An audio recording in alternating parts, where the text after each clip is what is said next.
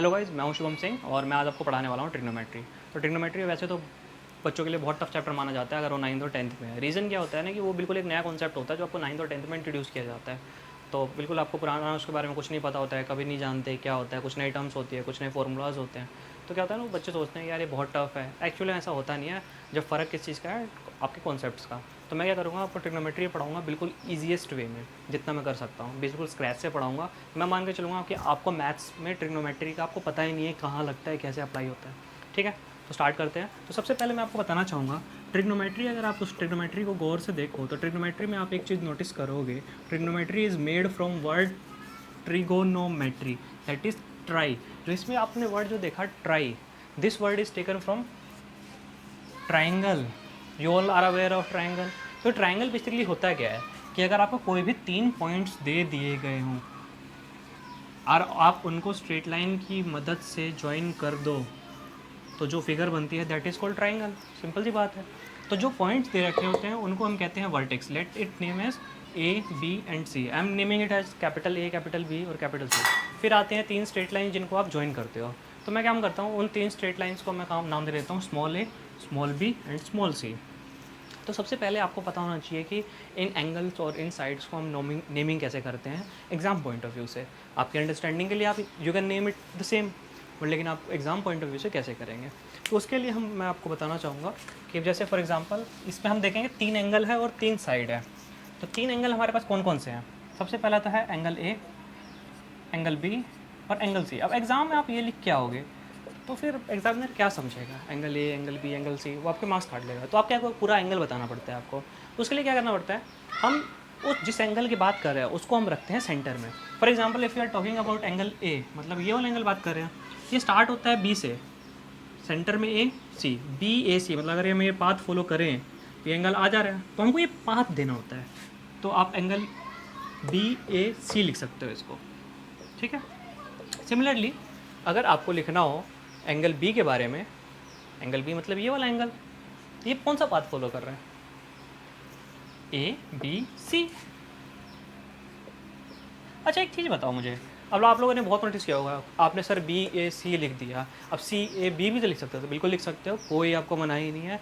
बस आपका जो एंगल है वो सेंटर में आना चाहिए, वो क्वेश्चन टू क्वेश्चन वेरी करेगा। तो आप ये भी लिख सकते हो angle C A B, notice करोगे तो ए सेंटर में होना चाहिए। ठीक है। सिमिलरली एंगल ए बी सी को भी अगर लिखना चाहो ए बी सी तो सी बी ए भी लिख सकते हो। फिर वही नोटिस करने वाली बात, बी का सेंटर में होना चाहिए। सिमिलरली अगर एंगल सी का नाम देना हो तो ए सी बी सी ए सी बी और बी सी ए। कोई दिक्कत इसमें? तो कोई दिक्कत आपको हुई नहीं होगी। अब देखो साइड्स का नेमिंग भी बहुत सिंपल है। सिमिलरली ऐसे ही है, जैसे फॉर एग्जांपल मैंने इसको साइड ए दिया तो ए को, ए किसके बीच में है, पॉइंट ए और पॉइंट बी के बीच में, तो let it name A B. आप इसको बी ए भी लिख सकते हो, कोई फ़र्क नहीं पड़ता, आप ऐसे पढ़ो या ऐसे पढ़ो। सिमिलरली बी, सिमिलरली सी, अब जो भी लिखना चाहें बी सी और सी बी, सी ए और ए सी। ये कॉन्सेप्ट क्लियर था? ठीक है, बढ़ते हैं आगे। तो अब एक क्वेश्चन ये भी आता है, ट्रिग्नोमेट्री आप अप्लाई कर कहाँ सकते हो, ट्राइंगल में। मैंने बोला ट्राई स्टैंड्स फॉर ट्राइंगल, तो कोई भी बेसिक्स आंसर देगा कि हाँ सर आपने बोला ट्राई, तो ट्राई मतलब ट्राइंगल, तो ट्राइंगल में आप अप्लाई कर सकते हो। मैंने कहा ठीक है, ट्राइंगल में अप्लाई कर सकते हो, तो क्या हर एक ट्राइंगल में कर सकते हो? तो जवाब है नहीं, आप सिर्फ राइट एंगल्ड ट्राइंगल में अप्लाई कर सकते हो। So what is right angle triangle, जो नाम कह रहा है राइट एंगल हो जिसमें एक, तो मैं सपोज कर लेता हूँ कि एक मेरे पास एक राइट एंगल ट्राइंगल है, राइट एंगल एट बी। ठीक है। तो देखो जो ट्राइंगल होता है, ट्राइंगल की कुछ प्रॉपर्टीज़ होती है और राइट एंगल की और एडिशनल प्रॉपर्टीज़ होती है। तो अगर मैं किसी भी ट्राइंगल की प्रॉपर्टी की बात करूँ तो ट्राइंगल के तीनों एंगल्स का सम 180 डिग्री होता है, ये बच्चा जानता है। दूसरी बात कि अगर राइट एंगल ट्राइंगल है तो परपेंडिकुलर का स्क्वायर प्लस बेस का square is equal to hypotenuse का स्क्वायर। परपेंडिकुलर बेस हाइट में आपको बताता हूँ क्या होता है। देखो हाइपोटेनस, हाइपोटेनस होता है 90 डिग्री के सामने वाली साइड, मतलब the longest side, this is hypotenuse. ठीक है। फिर आते हैं परपेंडिकुलर और बेस। परपेंडिकुलर और बेस ने एक्चुअली डिपेंड करता है, कैसे डिपेंड करता है, किस चीज़ पे डिपेंड करता है, एंगल पे। For example if you are talking about this angle, तो इस एंगल के सामने वाला साइड मतलब ये साइड, दिस इज परपेंडिकुलर। ठीक है। और जो बच गया वो बेस। ठीक है। तो इस तरीके से परपेंडिकुलर और बेस। तो अब देखो अगर मैं जब बताऊँ कि ट्राइंगल की सम प्रॉपर्टी होती है 180 डिग्री, अब मैंने इसके में कहा ये 90 डिग्री है, तो ऑब्वियस ही बात है अगर मैं कहूँ एंगल ए और बी 90 है और angle C is equal to 180, तो पक्की बात है एंगल ए और एंगल सी मिल के हमारे 90 डिग्री के हैं। क्लियर बात है, कोई दिक्कत? Obviously not. ठीक है, समझ में आया? किसी को कोई भी दिक्कत हो इसमें बताओ। ओके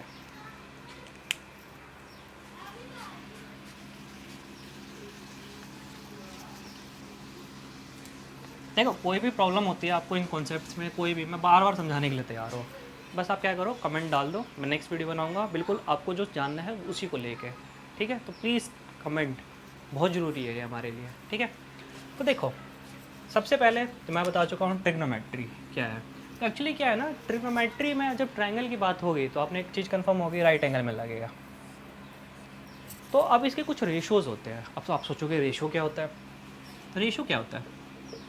रेशो होता है कि एक नंबर मान लो 10, उसको आप डिवाइड कर दो 12 से। तो हम देखेंगे इनमें कॉमन फैक्टर्स हैं, तो 2 5 जा 10, 2 6 जा 12। अब आप इसको और डिवाइड नहीं कर सकते, तो हम कहेंगे ये दोनों नंबर रेशो में हैं 5⁻6। बिल्कुल सही बात है, रेशो ये होता है। तो ऐसे ही हमारे होते हैं ट्रिग्नोमेट्रिक रेशोज़। ट्रिग्नोमेट्रिक रेशोज़ क्या होते हैं? 6 रेशोज़ होते हैं जो आपको डिफ़ाइन कर रखे होते हैं पहले से ही, उनकी वैल्यू आपको बस अप्लाई करना होता है उनको। तो पहले मैं आपको बताऊंगा 6 ट्रिग्नोमेट्रिक रेशो है क्या। सबसे पहला होता है साइन, फिर होता है कॉस, फिर होता है टेन, फिर होता है सेक, फिर कोसेक, फिर होता है कॉट। अब इनकी खुद कुछ वैल्यू नहीं है। जब इनके सामने एक एंगल, ये एंगल के हिसाब से रेशो बताते हैं। अब इनको सामने एक एंगल होना चाहिए। तो सपोज कर लेता हूँ ये मेरा ट्रायंगल है ABC, ठीक है, और मैं ये एंगल मान लेता हूँ x, ये वाला एंगल। तो ये परपेंडिकुलर हो गया, ये हाइपोटेनस है और ये बेस है। ये बात तो क्लियर है। तो अब मैं कहूँगा कि साइन ऑफ एंगल x क्या होगा, ऐसे ही कोस ऑफ एंगल x क्या होगा, टेन ऑफ एंगल x क्या होगा, सेक ऑफ x क्या होगा, कोसेक ऑफ x क्या होगा, कोटेक्स ऑफ क्या होगा। इसकी वैल्यू आपको पता होनी चाहिए। तो देखो साइन ऑफ x क्या होगा। साइन ऑफ x जो होता है, x एंगल मतलब sine ratio with respect to angle x ये एंगल है, तो वो होता है परपेंडिकुलर अपॉन हाइपोटेनस। परपेंडिकुलर ये, हाइपोटेनस ये। Similarly cos base upon hypotenuse, similarly tan perpendicular upon base, similarly sec जो होता है ना वो उल्टा होता है किसका, कॉस का। तो इसको आप ऐसे भी लिख सकते हो, 1 अपॉन कॉस एक्स भी लिख सकते हो, और कोस एक्स का उल्टा क्या होगा, हाइपोटेनस अपॉन बेस। ऐसे ही जो कोसेक होता है वो साइन का उल्टा होता है, तो इसको भी आप लिख सकते हो हाइपोटेनस अपॉन परपेंडिकुलर, इसका उल्टा। ऐसे ही कॉट जो होता है वो टेन का उल्टा होता है, बेस अपन परपेंडिकुलर, या फिर 1 अपन 10x भी बोल सकते हो। अब देखो एक चीज़ तुमने नोटिस की होगी, साइन और कोस को डिवाइड कर दो तो 10 आ जा रहा है। तो आप ये भी कह सकते हो कि ये this is equal to sine x upon 10x। ठीक है, सोचोगे यार इतने सारे फॉर्मूलाज है, याद कैसे करें? तो इनका मैं एक बहुत शॉर्टकट ट्रिक बताता हूँ आपको। सिंपल सा, थोड़ा सा फ़नी है, बट हाँ आपको याद रह जाएगा अगर आपको ये लाइन्स याद रह गई तो। देखो बेसिकली ये जो सारे कॉन्सेप्ट है लाई करे परपेंडिकुलर बेस और हाइपोटेनस के ऊपर। तो आपको एक फॉर्मूला सिंपल सा आप ऐसे याद रखो, PBP, ठीक है, HHB। देखो ऐसे याद रखो, पंडित बद्री प्रसाद हर हर बोले। आप इसको डिवाइड कर दो रेशो में, तो जो सीधा है that is this is equal to sine x, this is equal to cos x, this is equal to 10x, this is equal to sine का उल्टा मतलब cosec x, very good, sec x, and this is cot x. ऐसे आप याद रख सकते हो। ठीक है, तो नेक्स्ट वीडियो में आपको मैं मिलता हूँ।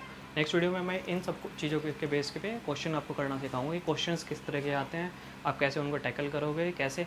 मैं आपको क्वेश्चन करना बताऊंगा, लेकिन मैं एक सोच रहा हूँ कि मैं आपको बताऊँ कि हर क्वेश्चन को अटैम्प्ट कैसे किया जाता है। अटैम्प्ट सीख जाओगे तो क्वेश्चन आना आपको अपने आप करना चालू हो जाएगा। तो बस अटैम्प्ट मैं आपको सिखाऊंगा। तो मिलते हैं नेक्स्ट वीडियो में। बहुत मेहनत की हम लोगों ने, प्लीज़ लाइक करो अगर आपको पसंद आता है तो, और अगर और भी ऐसी वीडियोज़ चाहिए तो प्लीज़ सब्सक्राइब करो। और हाँ, अगर एक भी डाउट है तो आप कमेंट करो, चाहे आपको कमेंट करो, ठीक है, चाहे आप सब्सक्राइब करो ना करो, कमेंट जरूर करो, ताकि मैं आपके डाउट्स नेक्स्ट लेक्चर में ले सकूँ। ठीक है, थैंक यू।